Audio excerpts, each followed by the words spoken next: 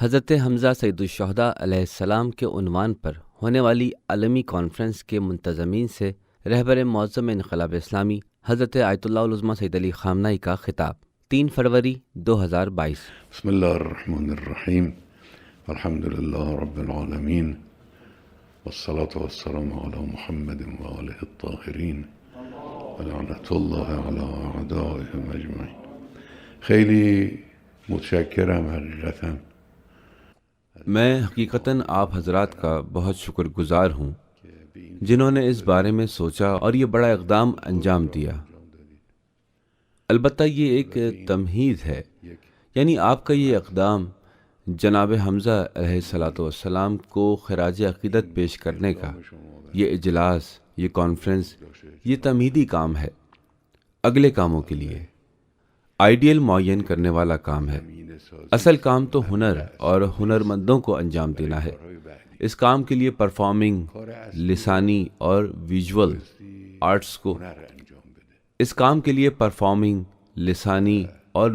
Arts کو استعمال کیا جانا چاہیے تاکہ حضرت حمزہ جیسی شخصیت کو خراج عقیدت پیش کرنے کا مقصد پورا ہو سکے، ورنہ صرف خراج عقیدت پیش کرنے کے اجلاس سے گو کہ ممکن ہے کہ میڈیا سے نشر ہو اور ایک مدت تک اس اہم شخصیت کا نام نشر ہوتا رہے، لیکن آپ جو کام کرنا چاہ رہے ہیں، ثقافت سازی کرنا چاہ رہے ہیں، آئیڈیل سازی کرنا چاہ رہے ہیں، وہ ہنری کام کے بغیر پوری طرح سے انجام نہیں پا سکتا اور ادھورا رہ جائے گا۔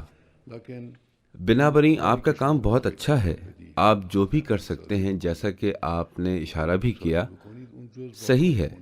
اعتقاد پر بھروسہ کیجیے اور کام کی کوالٹی بہتر سے بہتر بنائیے۔ یہ اس بات کا سبب بنے گا کہ جو ہنری کام کرنا چاہتا ہے اس کے پاس ضروری ماخذ اور ٹھوس دستاویزات موجود رہیں گی۔ اب کچھ جملے جناب حمزہ علیہ السلام کے بارے میں عرض کرنا چاہوں گا۔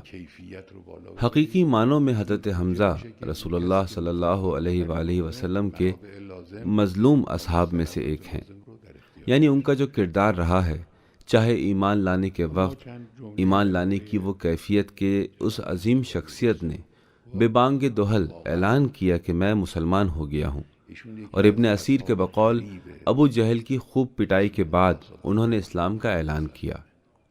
اسد الغابہ میں ابن اسیر نے اسی طرح بیان کیا ہے۔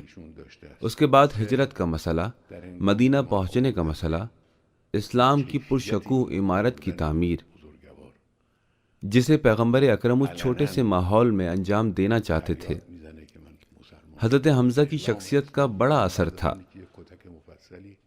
اور پھر ایک روایت کی بنیاد پر رسول خدا نے جس پہلے سریے میں روانہ کیا تھا وہ حضرت حمزہ کا سریہ تھا۔ آپ نے ان کے لیے پرچم تیار کیا، انہیں جنگ کے لیے بھیجا، پھر جنگ بدر اور وہ عظیم کارنامہ جو انہوں نے ان 2 بزرگوں نے انجام دیا، اور پھر جنگ احد۔ جنگ بدر میں، بظاہر جنگ بدر میں ہی ایک قیدی نے پوچھا کہ وہ کون تھا جو لڑتے وقت اپنے ساتھ ایک علامت لیے ہوئے تھا۔ حضرت حمزہ اپنے لباس میں کوئی علامت رکھتے تھے۔ اس قیدی کو بتایا گیا کہ وہ حمزہ ابن عبد المطلب تھے، تو پھر اس نے کہا کہ ہم پر جو بھی مصیبت آئی وہ انہی کے ذریعے آئی، انہوں نے ہی جنگ بدر میں لشکر کفار کا بیڑا غرق کر دیا۔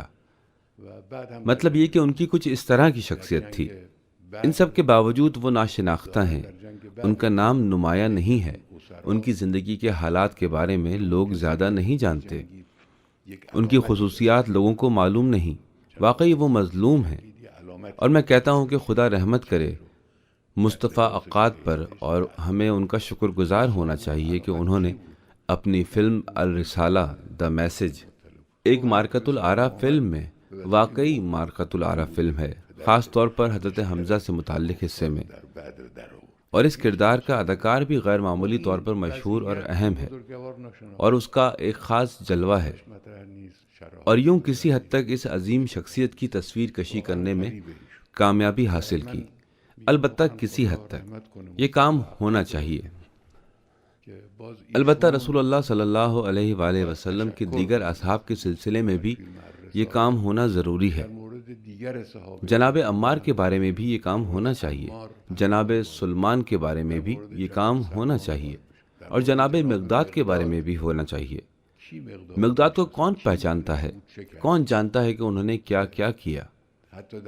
یہاں تک کہ پیغمبر کے اول درجے کے اصحاب کے بارے میں ہے کہ حادثہ حیثہ سوائے مقداد کے، یعنی صرف وہی تھے جن میں بالکل بھی لغزش نہیں آئی۔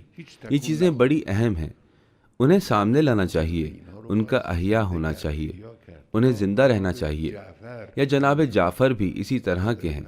خاص طور پر حضرت جعفر ابن ابی طالب کی زندگی میں